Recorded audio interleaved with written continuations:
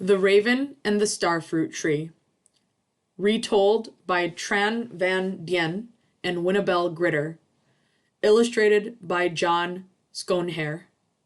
This is one of the most beloved of all Vietnamese folk tales, one that has traveled with Vietnamese immigrants to their new home in America.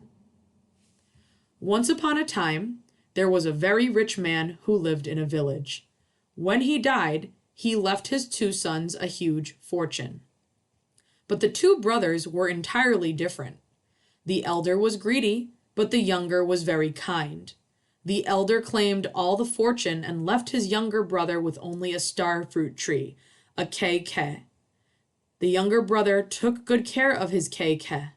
He watered it every day and hoped it would give him a lot of fruit so he could make a living by selling it. The elder brother, on the other hand, had nothing to worry about. Unfortunately for the younger brother, when the fruit was ripe, a raven, a con qua, flew by and stopped in the tree to eat it. The younger brother was very sad to see this happen day after day, but he did not know what to do. So one day he stood beneath the tree and spoke to the con qua. Con qua, please don't eat my fruit, he called. This cây ke is my only fortune. If you eat all the fruit, my family will starve. Don't worry, the con qua answered. I'll pay you back in gold. Make yourself a bag 2 feet long to keep the gold in. Hearing those words, he was very excited and told his wife to make the bag. The next day, the con qua came as he had promised. He landed by the gate, let the younger brother sit on his back, and took off for a place filled with gold. There, the younger brother filled the bag with gold. Then he flew back home on the back of the con qua. And so he became very rich. But he still loved and respected his elder brother. One day, he told his wife to prepare a good meal for his brother and his family. But when he invited his brother, the latter refused to come at first. The brother only accepted after his younger brother had begged him again and again.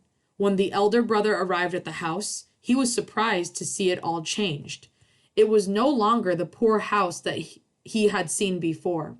He asked his younger brother the reason. The latter told him everything that happened. After he heard it all, the elder brother offered to trade all of his fortune for the cây ke. The kind brother gladly agreed. The con qua came as usual. The greedy brother spoke to the con qua the same words as his brother and received the same answer. But he was so greedy that he got a bag much larger than the 2-foot one. The next day, the con qua came to take the elder brother to the place of gold.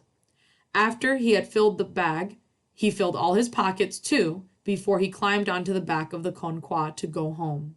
But the load was so heavy that when they flew over the sea, the con qua spread his tired wings and dropped the elder brother off into the sea. His wife and younger brother waited and waited, but did not see him come back.